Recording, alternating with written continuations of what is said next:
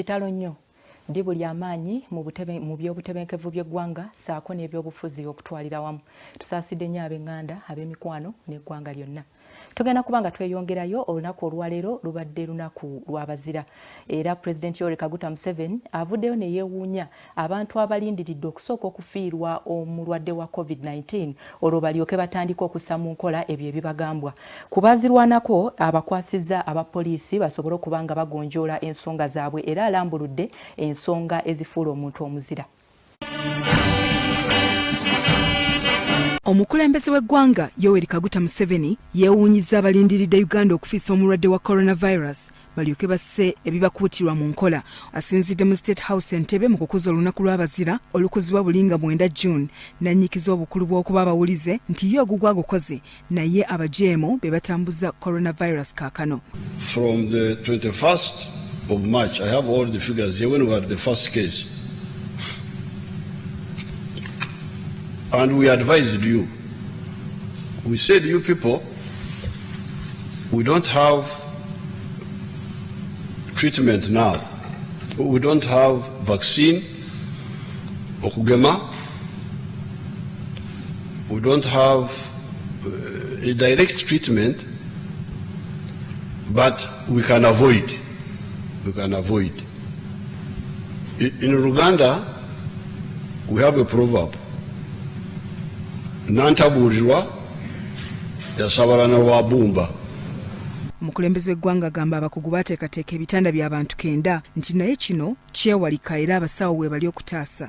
But when I pass through the town there, people are not bothered. They are not bothered. They say, after all, nobody has died. So they are not bothered. So if you are looking for somebody to die, you will get him.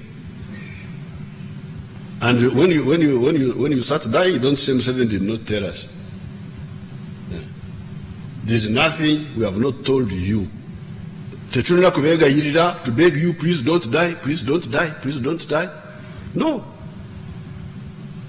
We have told you exactly what the science says about this virus and how we can avoid it. Now it is as if it is the work of the police to be the ones to save you from dying. Why should it be the police? It should be yourself. Mwami Museveni awadde ensonga 3 ezikola omuzira omuli okwewaayo na lwaki akola kyakola. On this day I would want to really invite Ugandans to remember what these people did, what our people did. To be a hero involved really 2 things or 3. Number 1, to have a cause. Number 2, to be dedicated to the cause. Number 3, obedience. Discipline, let's call it discipline. Obuli bw'enguzi obukotogedde emirimu mu makolero wano agamba nti ke kaseera bakolebweko anti beeremye okukyusa. That all other things are moving well, but the problem is Kasinje and his group. Because when a village thief steals the cow which they have got from Operation Wealth Creation, or they have got from their casino, nothing is done about it. So people are going to Okchwekenteje. When you Okchwekenteje is when people discourage you and you give up.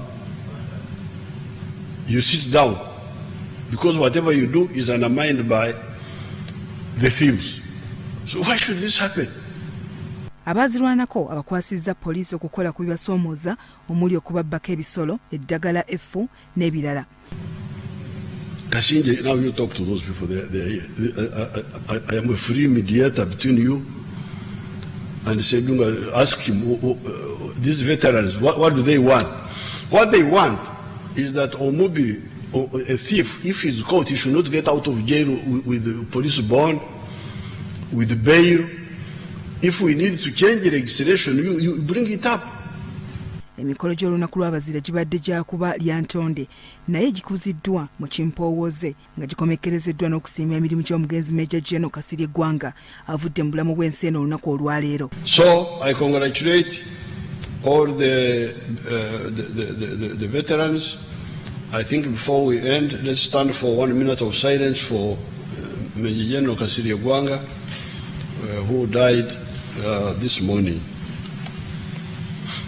Bya kitongole ky'amawulire Salt TV Omunnyo.